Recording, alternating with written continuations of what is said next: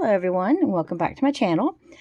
Today's video is brought to you from my jewelry making table, and it is for the monthly jewelry collab hosted by Houck's Crafty Cottage, and it's called Having Fun Making Jewelry. We upload every month on the 18th, and there is a color theme each month. For May, we were required to work with brown or black, and then Deb also gives a couple different challenges that we can choose to incorporate into our pieces if we want to. And these pieces do not have to actually be like jewelry. It's just mainly to get you using your bead stash. So you could make like in the past I have made some of the beaded stick pins, stitch markers for crochet. You can make a chunky charm, you can make purse charms, bracelets, anything that you want to make with your beads. And the first challenge she gave us, the optional challenge, was to use bronze findings, because bronze does go very well with brown. I tend to go more silver when I'm working with black, but that would probably look good as well. And then option 2 was to make something for a man. So that is what I had to work with for this month. This piece here, actually for both of these, I used a kit. It was a monthly box from Bargain Bead Box.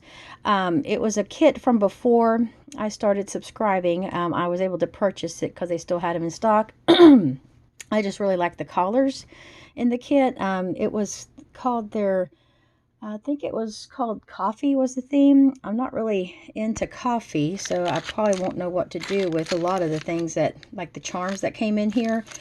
There's like a coffee cup charm. This coffee cup sort of rotates inside that half circle.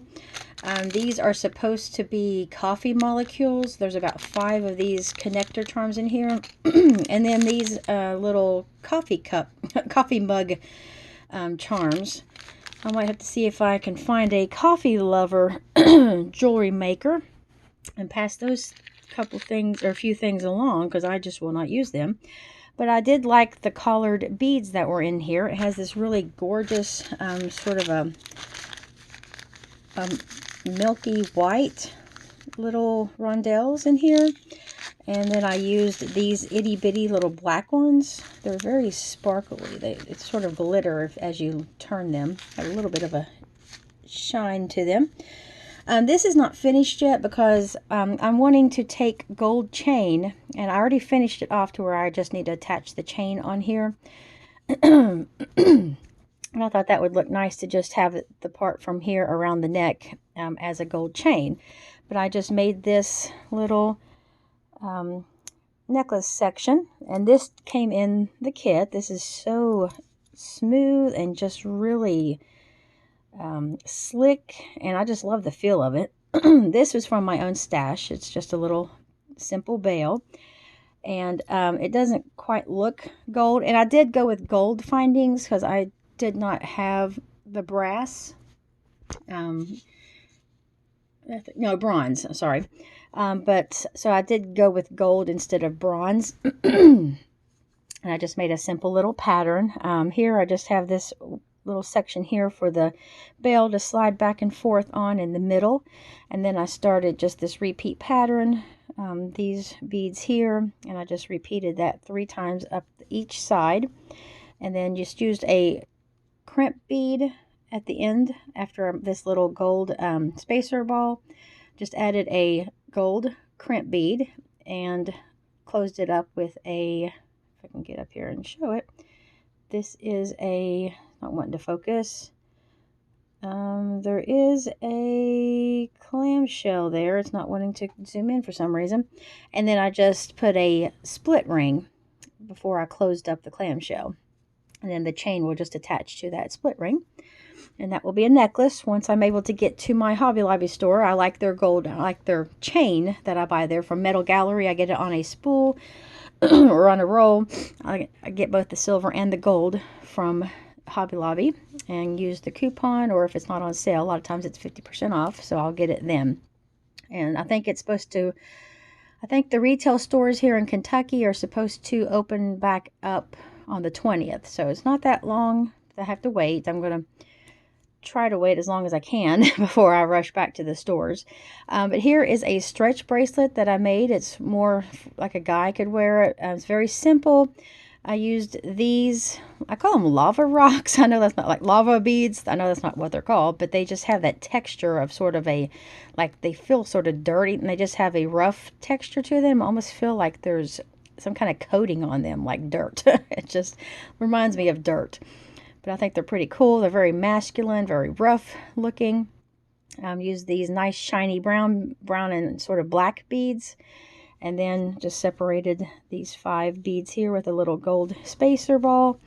And then in the very center, I just, the center bead, just used a couple of bead caps to kind of just give a little accent there. And I thought that turned out really, really nice. It's a little bit small. It fits me perfectly. I mean, for a guy's wrist, it might be a little bit snug. So I could always take it apart and add a couple more of these brown beads. There's still quite a few here. Did not use, I don't think I used all of those, because I did use them on this necklace as well. But I believe I have a few more, because I think there were 2 sizes of that brown bead in there. There's the middle ones. I might have used all of these. But if I did, I can come up with something if it's not able to fit someone's wrist. That if I had some, came up with someone to give this to and they needed it bigger, I'd have to come up with something. I could always add some more spacers or something throughout the bracelet. But this is just a simple stretch bracelet, and I did use a new type of cording this time called Opalon, which is a fiber cord rather than the elastic like stretch cording that I like to use, the stretch elastic. This is a fibrous cord, so it's made up of like hundreds of little strands of fiber throughout the piece, and then it's double strung, so there's 2 strands because the Opalon comes in 0.7 millimeter thickness. So I had been watching a lot of beading videos lately, and the ones that use the Opalon, they always double string it because it's really thin and flat, and so it does well for going through the beads twice. And that's how I did it. And the knot itself is in somewhere in here. I'm not sure exactly where the knot is hidden, but it's underneath one of these larger beads. And that is my bracelet for a man. And then this, I had started out with it was, in my mind to be making a necklace for a guy. But once I finished this, I thought, that's really feminine looking. I love the white through it because it pulls out the white here in this pendant. I just think it turned out really gorgeous, and I can't wait to get the chain to be able to add to it. I have a lot of silver chain. I just don't work a lot with gold, so I have to go out and get a little bit of the gold chain. But once that's finished, I think that will be a gorgeous necklace, and I'll probably be wearing it myself. I have a Facebook page for my jewelry, which I haven't updated anything on it for probably a couple years. It's called Kimmykel Crafts, Kimmykel Crafts. I haven't, like I said, I've not put anything on the page or done really anything with it. I'm kind of been thinking a lot lately about maybe starting to try to upload, especially with making pieces each month. Now I've kind of gotten back into the habit of having jewelry making in my brain again, thanks to Deb's collab. And so I have a lot of new pieces that I can try to put on the page. Just try to start sharing that and getting my pieces out there. But anyways, thank you so much everyone for stopping by and watching my video and checking out my pieces that I made. Everyone's links will be in the description below for the ones that are participating in this collab with me. And please go check out their videos and show them a little love as well. And I hope you all had a great weekend and a great Monday. This will go up on Monday the 18th. And hope you all had a great day, and I'll talk to you next time. Goodbye.